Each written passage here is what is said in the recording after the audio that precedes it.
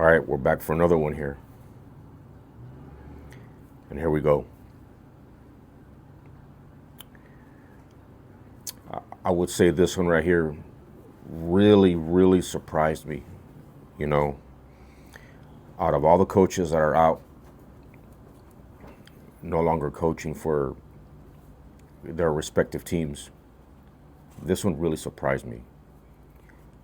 And that's Mike Tomlin deciding to just not coach anymore.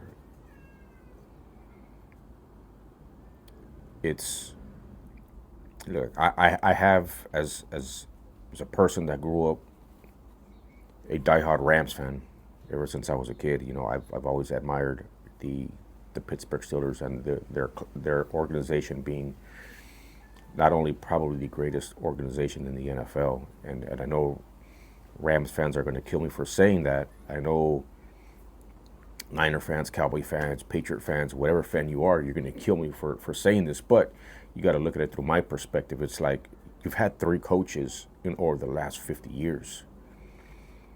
You have 6 Super Bowl titles to show for that. You know, wasn't really no controversy surrounding this team outside of the Antonio Brown situation. Like, you really didn't hear nothing from Pittsburgh. They handled themselves with such class, in my opinion. And I could be wrong, but I'm looking at this from the outside looking in. I'm looking at this through a fan's perspective. I'm looking at this through, a fan of the NFL, and just admiring the way they handle specific things, and just kept things really in house. And I understand that, you got some Pittsburgh fans that are really upset that he's gone, and I mean upset in more of a they're sad, right? But you got those Pittsburgh fans that are like, oh, I'm glad he's gone. I'm glad he's gone. I'm glad he's gone. It's like, look, you got to be careful with what you're asking for, respectfully. And I say this because this is something as a Rams fan I've been through ever since I was a kid growing up, when the Rams were in LA by way of Anaheim, or they moved to St. Louis and then moved back to LA. Now, I followed them through every part, through everything that they went through, whether it was the Chuck Knox era of the Rams coaching, whether it was the Dick Vermeil, John Robinson, Mike Martz, Scott Linehan, you name it. I've been through those things. I remember being the butt of the jokes on TV shows and everything because of the Rams were just a horrible football team. Sometimes you got to be very careful with what you're asking for if you're a fan. You have to be very careful, especially if you're a Pittsburgh Steelers fan and you wanted this and you wanted him gone, because you have to make sure that the coach you're bringing in is going to keep you either where you are at or above where you were at.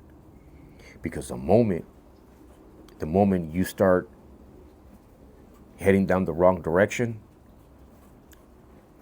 then you're going to start asking for coaches to be fired and bringing in new head coaches when you had one for 19 years and you wanted that man gone.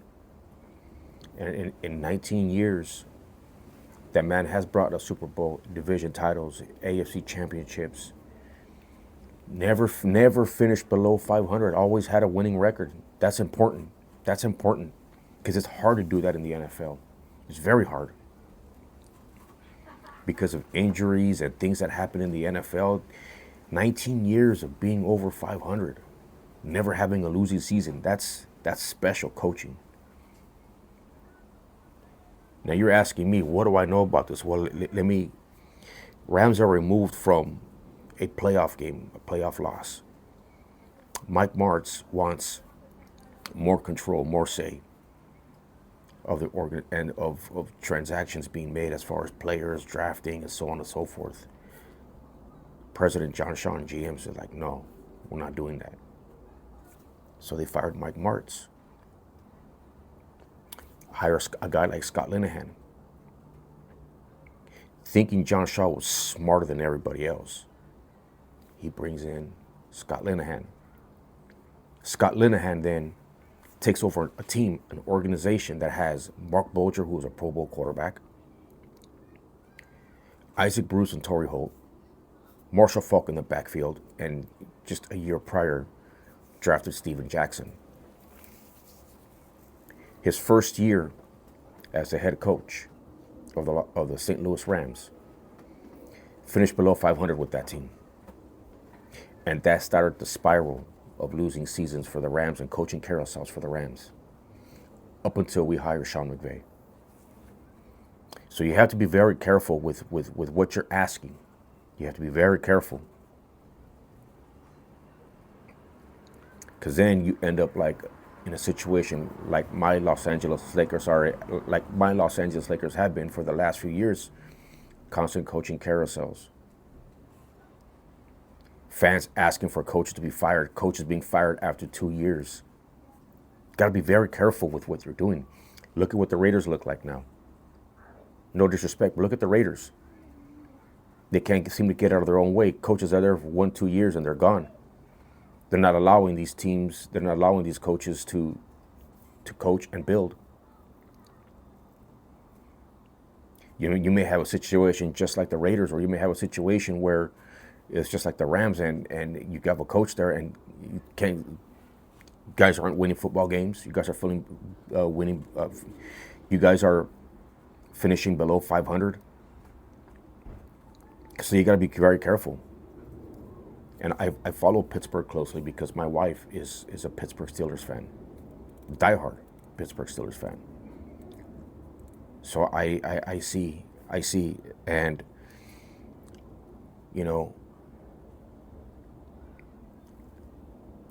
Pittsburgh has they have some opportunities out there in coaches.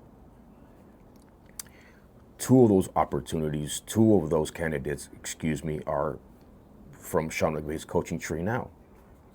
Chris Shula, who would be an excellent addition, or Nate Schillhouse, who's the passing game coordinator for the Rams.